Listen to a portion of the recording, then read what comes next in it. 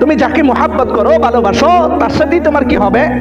হাসর নাসর হবে। তাহলে তুমি চলে যাও, কিয়ামত যত বছরের পরে হোক না কেন, কিয়ামত যখনই হোক না কেন, তোমার হাসর নাসর তার সাথেই হবে যাকে তুমি দুনিয়াতে মোহাব্বত করো। তুমি দুনিয়াতে কাকে মোহাব্বত করবা তুমি বেছে নাও, কেননা স্পষ্ট কথা আল্লাহ তাআলার স্পষ্ট ঘোষণা যে তোমার হাসর নাসর ওই ব্যক্তির সাথে, ওই জাতির সাথে, ওই লোকদের সাথেই হবে যাদেরকে জমিনে তুমি মোহাব্বত করতা, ভালোবাসতা, যে তোমার জমিনে মোহাব্বতের ভালোবাসার পাত্র ছিল, যাকে তুমি অনুসরণ করতা, যাকে তুমি অনুকরণ করতা, ওই ব্যক্তি তোমার হাসরের সাথী হবে, তোমার জান্নাতের সাথী হবে, তোমার এরকম জাহান্নামের সাথী হবে। আল্লাহ রাসূল বলেন আমরা কেউ কি পছন্দ করব কিয়ামতের ময়দানে কোন ইহুদির সাথে আমার হাসর হোক? বলেন আমরা কেউ এটা পছন্দ করব যে ইহুদির সাথে আমার হাসর হোক, কোন নাসারার সাথে, কোন বেঈমানের সাথে আমার হাসর হোক? আমার আশপাশে বেঈমানরা থাকবে আর তার মাঝখান থেকে আমি হাসরের ময়দানে উঠবো?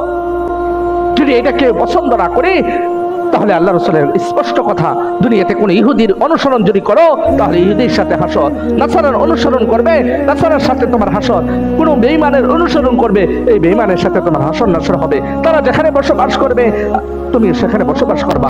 আর আল্লাহ তাআলার চূড়ান্ত ফায়সালা, কোন বেঈমানকে আল্লাহ তাআলা জান্নাত দিবে না। সমস্ত বেঈমান, সমস্ত কুফার তারা চিরস্থায়ী জাহান্নামী।